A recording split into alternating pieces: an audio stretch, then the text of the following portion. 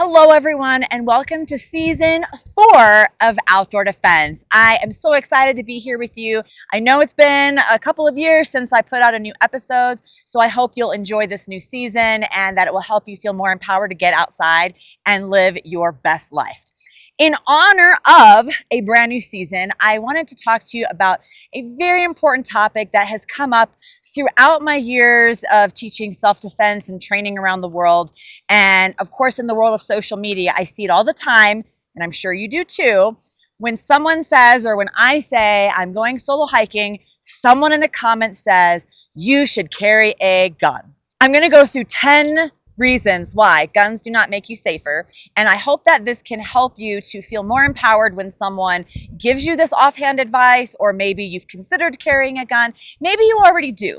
My goal with this episode is not to change your mind if you've already decided that you want to carry a weapon such as a gun, because that's a personal choice. My goal with this episode is to share facts and information that can help you make a decision that is based on research instead of just colloquialisms online. Number one, when it comes to guns, the thing that I've said over and over and will continue to say, training is the most important piece. If you are going to carry a weapon, whether that's a gun, whether that's pepper spray, whether it's a knife, whatever it is that you want to carry, you have to train with it. Because when your body is under stress and it releases adrenaline, that affects your fine motor skills, that affects your logic and reasoning. This happens on a psychological level in your brain that you don't have a lot of control over. Training helps, but if you're not training in those circumstances, if you're not visualizing when and how and where you're going to use this weapon and your state of mind when you're going to use it, then it might not respond the way you're expecting it to. Simply having it isn't what makes you safe, and you're more likely to hurt yourself or an innocent person if you're not trained in how to use a gun especially. So that is why if you are going to use one, you must train with it regularly. Number two, it is highly dangerous, irresponsible, and also disrespectful to oversimplify interpersonal violence by just saying, oh, just carry a gun, as if that is going to solve the problem. As I said before, if that was the end all be all, if that solved the problem, if that was what kept you safer in the outdoors, then I would be teaching that. Not having a weapon does not make you unsafe. And having a weapon doesn't necessarily make you safe. Safety is more nuanced than that. In communities where there is an increased level of gun ownership, there is not a decrease in violent victimization. I don't want us to feel like we have to rely on something external in order to keep us safe, especially something that we can only use in a small minority of situations. I want us to have skills that can help us no matter where we are. If we're traveling internationally and we can't travel with a gun or a weapon, if we're in a national park or in a part of the United States or in a particular state where you can't have a weapon, then I don't want you to think that the lack of having a weapon makes you unsafe, because that's not the truth. I mean, for me, that's not empowering to feel like the only way I can be safe is if I have this external device, gun, etc. Now, my personal choice is that I don't carry a gun for self-defense. I don't carry when I solo hike or solo camp. And I don't carry any weapons because my body is a weapon. And I want you to be informed and to know that your body is a weapon. Number three, self-defense gun use is used in less than 1% of contact crimes. And it has not shown any ability to actually reduce somebody's risk of injury. Number four, gun ownership and having a gun on you has been shown to increase your risks of violent victimization. There have been numerous studies over the past 30, 40, 50 years that have shown that having a gun actually increases homicide risk, especially in the home, and it also increases the risk of suicide.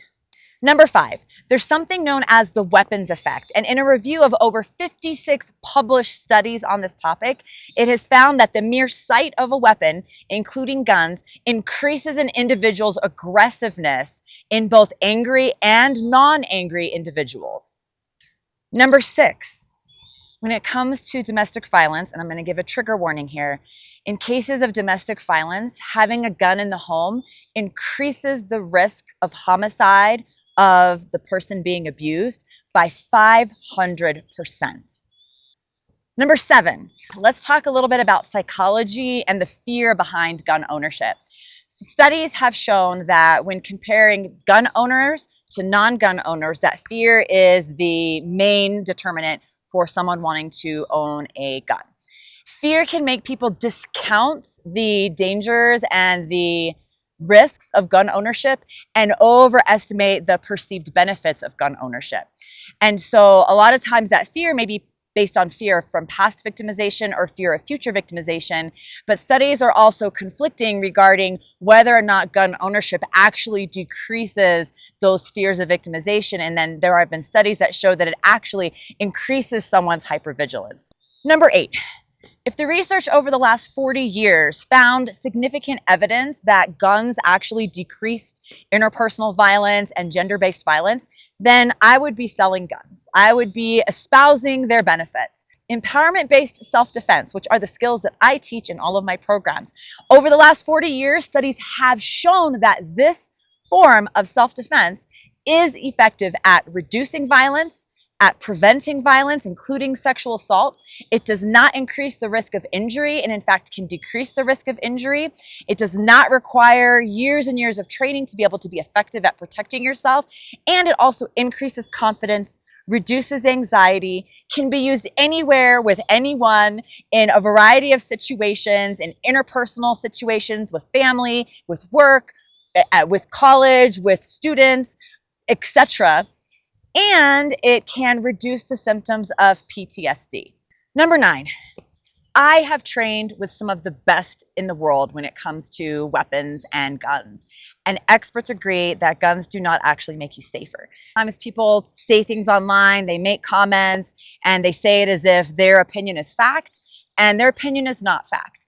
And even one person's personal experience does not mean that you can apply that to the greater population. That actually takes research, rigorous research, and peer-reviewed studies, and it takes years to gain information to back up that claim.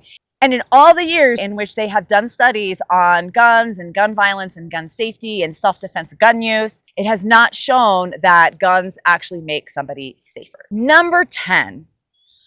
The whole point of this video is not to tell you whether you should or shouldn't use a gun, own a gun, carry a gun when you're hiking or camping, backpacking. Fear is what people use to control us. And if they can make us afraid and make us feel like, well, the only way you can be safe is by carrying a gun. And then when we are afraid, we are easier to control. I don't want you to be easy to control.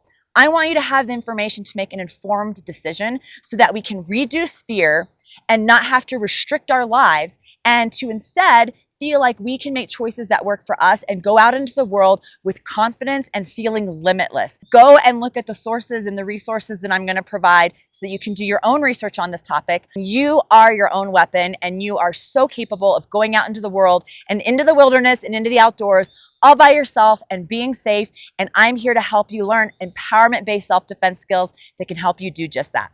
I hope this was helpful, and thank you for joining me for my next season of Outdoor Defense.